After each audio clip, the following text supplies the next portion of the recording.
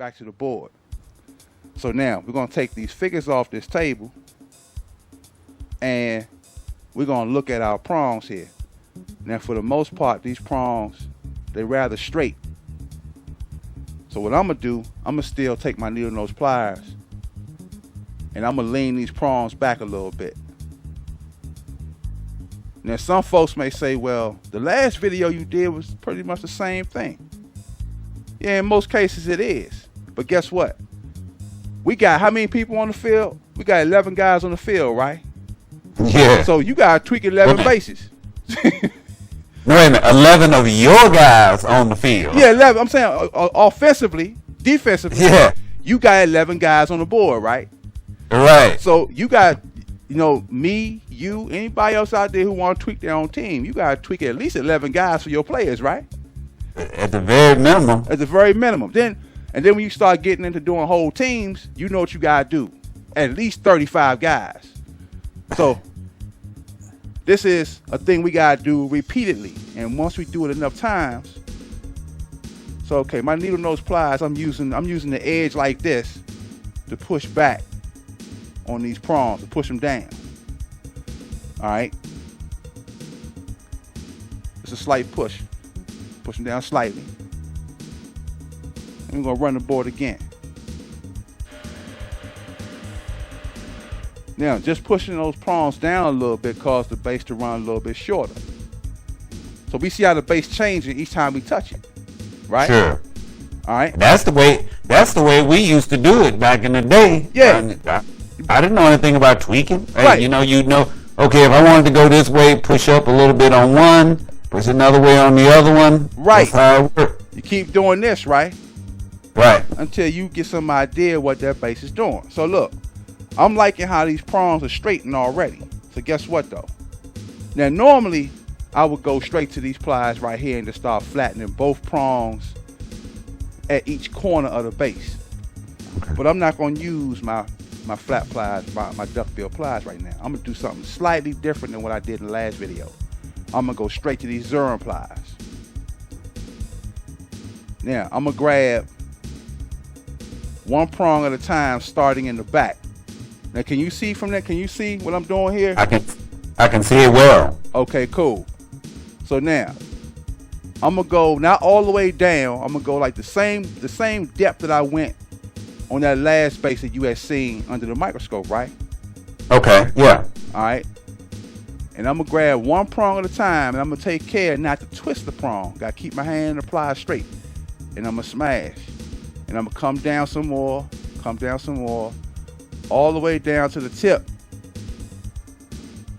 until I flatten that prong out.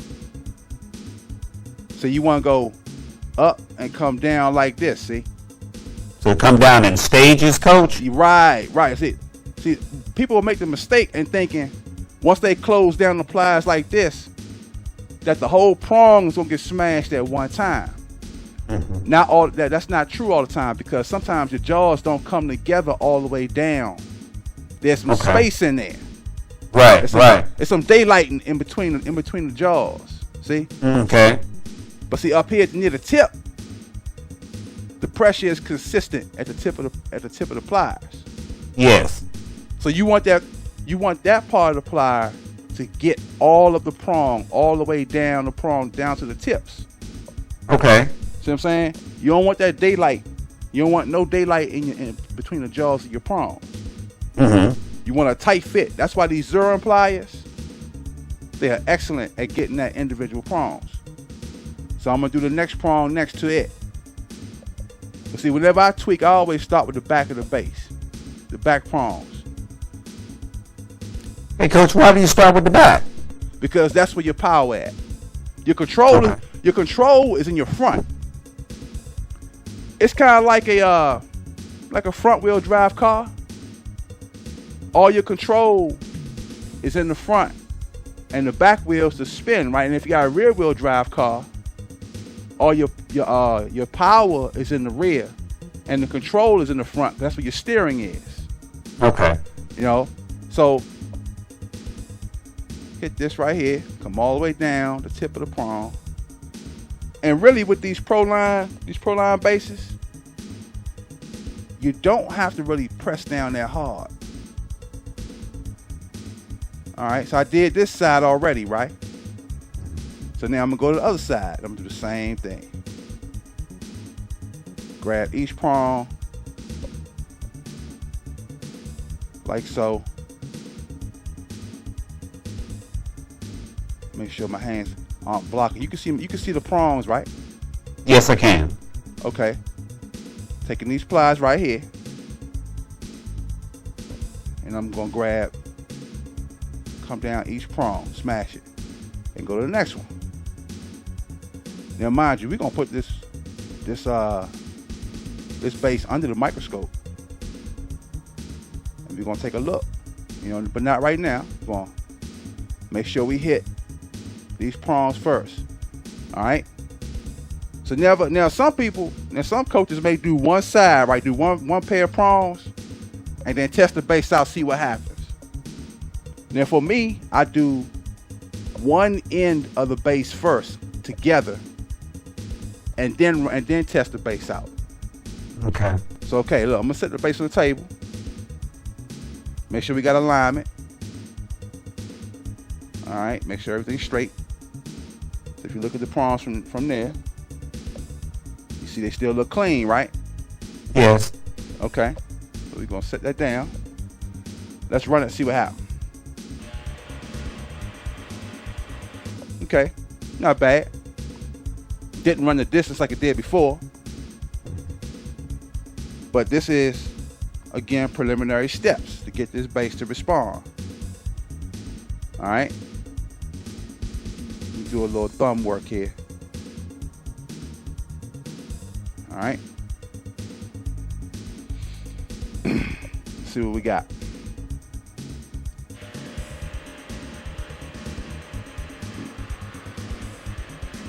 See how the base cut back?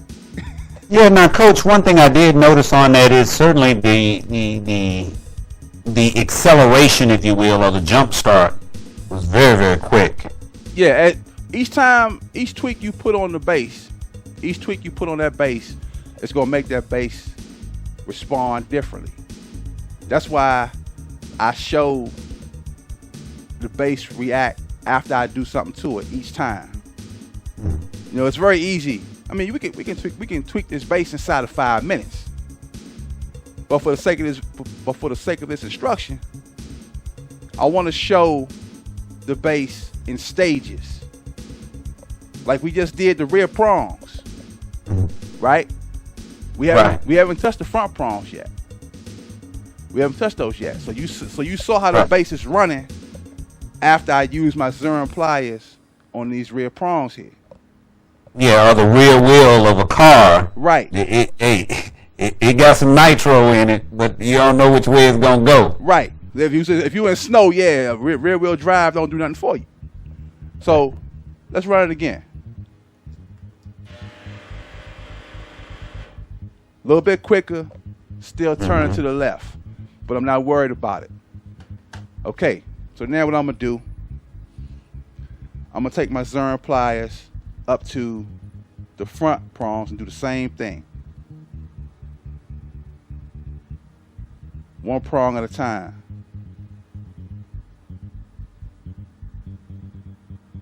Keep hitting these one at a time. Haven't used our lighter yet, and we haven't used our coffee mug warmer yet. Those pliers are still sitting over there warming. We're gonna come at those shortly. So now I gotta do these prongs right here.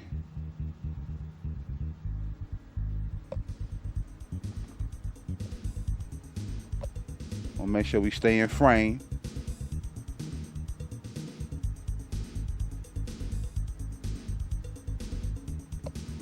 Okay.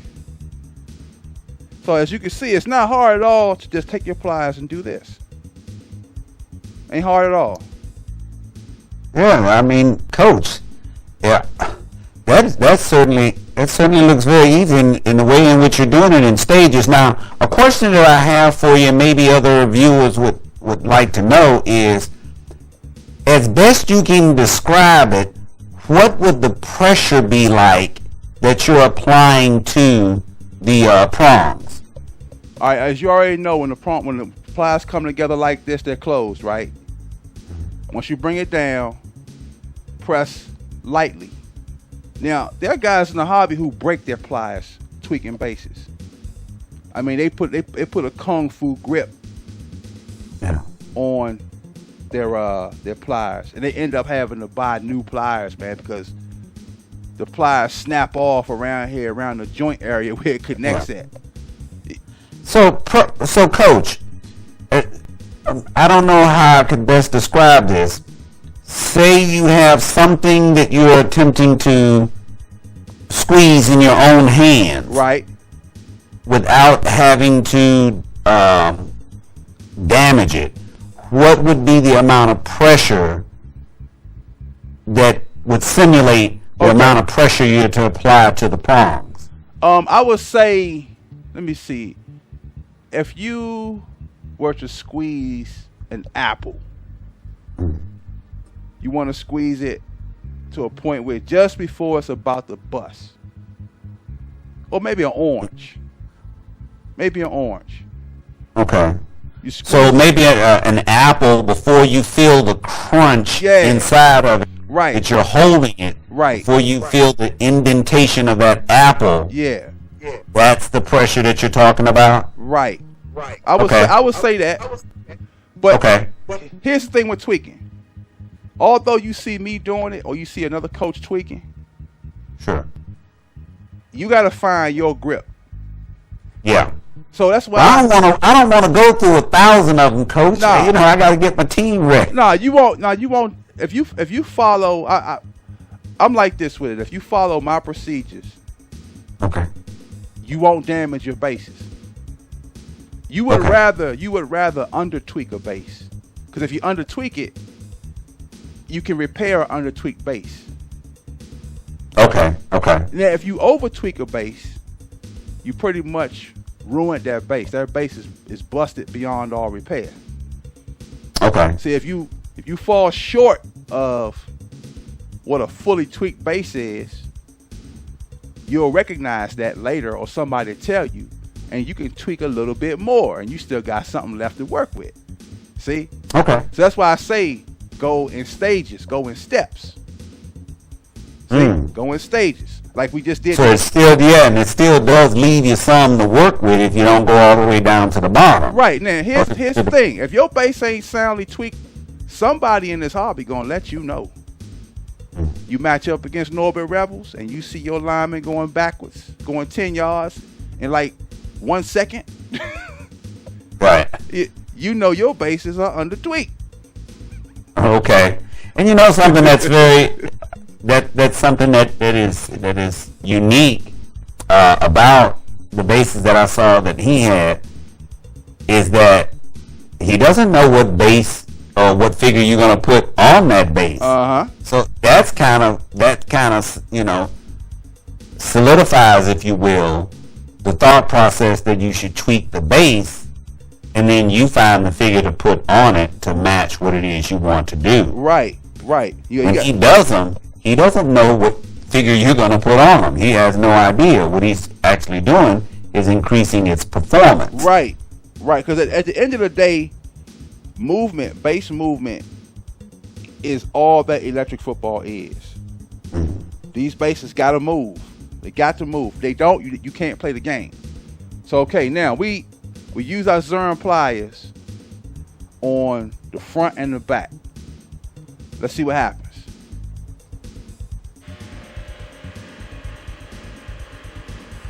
Oh yeah. Look, so I could work with that. You saw a difference already, didn't you? Yeah, I could work with that. We got a little more movement out of that base, didn't we? But look, let's go ahead and move things ahead a little bit, right? Let's go ahead and get our running back, our star. I've been developing this guy, man. I put him together. This is a megawatts running back figure. I can't wait to play with it. I got to put a line in front of it, though. So you can't wait to play with it under advanced gameplay rules. Oh yeah, under advanced gameplay rules.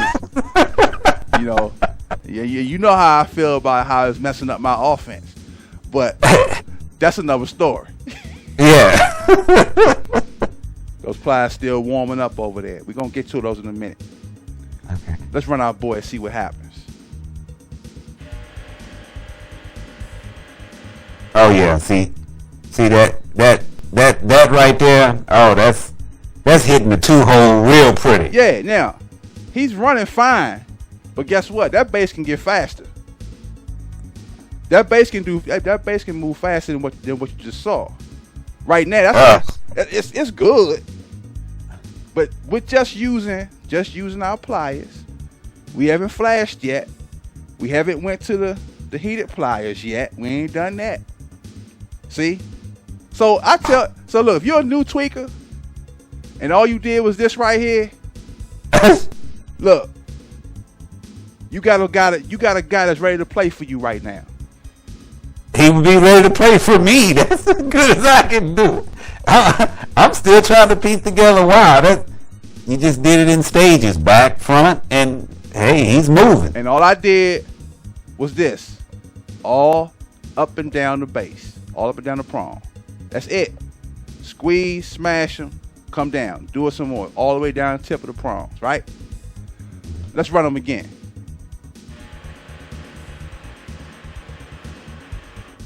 $100 yards all the way every time. All right? But look, let's do this. We're going to take him off. And we're going to move him to our Carolina Haiti Repro running back. Now this figure is kind of loose on the base because the platform on this kind of figure is thinner. Okay. So what I gotta do, I gotta get my glue stick here, and we're gonna rub a little bit of this glue stick on the figure to get it to hang on to the base a little bit. See? Okay. You don't need to use crazy glue. Crazy glue too strong. All right, so then we're gonna run our Haiti Repro running back. Let's see what he does. Yeah. Runs all the way. And I see from tweaking it, it becomes somewhat consistent. Right. You add consistency, and it performs better. But guess what though? It still ran different than our Mega Watch figure. Why? Because the Mega Watch figure ran up here. It ran off left. That one took off just a teeny bit. The Haiti Repro figure, it was more to the right. Mm-hmm. So that slight difference could be the difference between hitting that 1 hole or the 2 hole. Yeah. You feel me? Yes. You know, so we gonna take our guy off. We're gonna take the Carolina Panther running back off. I don't even know who he's going to be yet. I ain't gave him a number. I ain't gave him a skin complexion, none of that. And our Mega Watch running back, we're going to set him off to the side. Let's look at our Haiti Repro defensive back. Let's run him. See how it goes.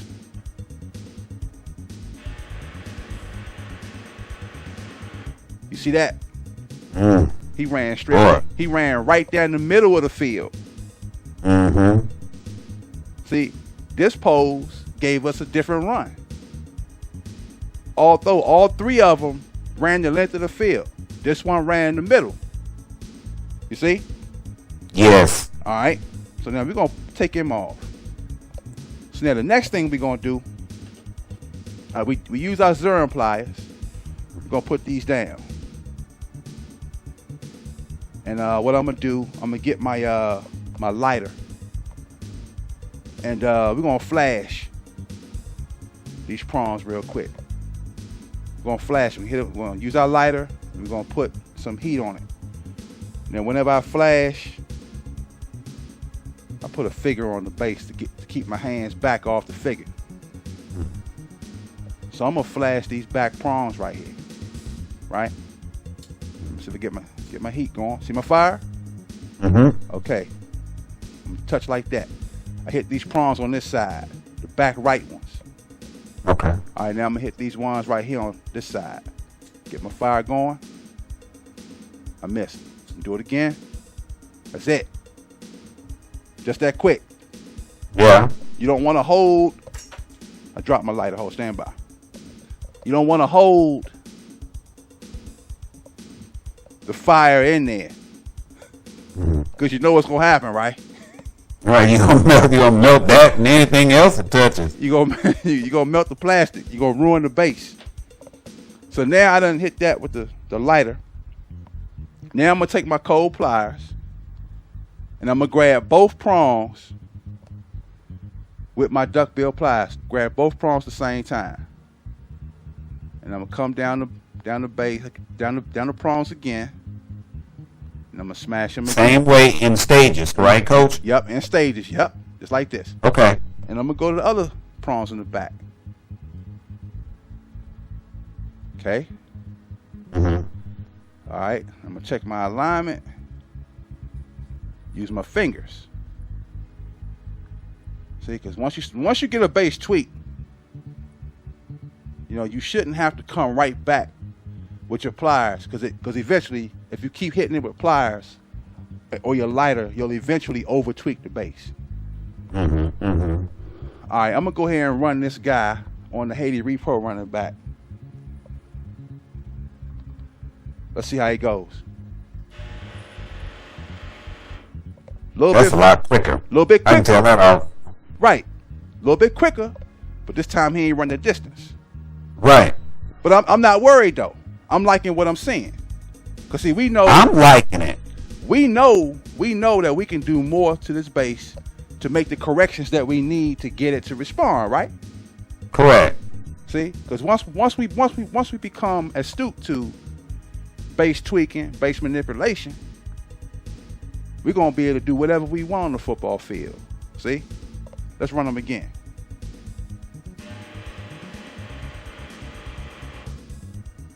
Decent run that time again. All right. I'm gonna switch him over to the other running back. What you think will happen? I'm gonna assume that he's gonna probably do just a little bit left, but he's gonna fire out same way. But remember, we flashed the rear prongs, so that might change the performance. Let's see what he do.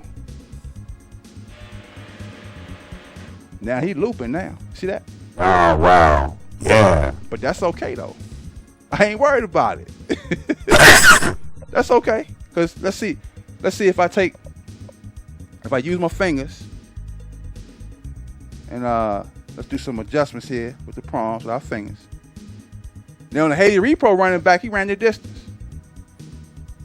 Now on this guy, let's see what happens. He's still turning, and it's a little bit slow on him. Mm-hmm. Mm-hmm. All right, no problem. Take him off, and we're gonna bring in our Haiti Repro defensive back. Cause see, that base could be a cornerback for me. Right. Could be a safety. Let's see what happens.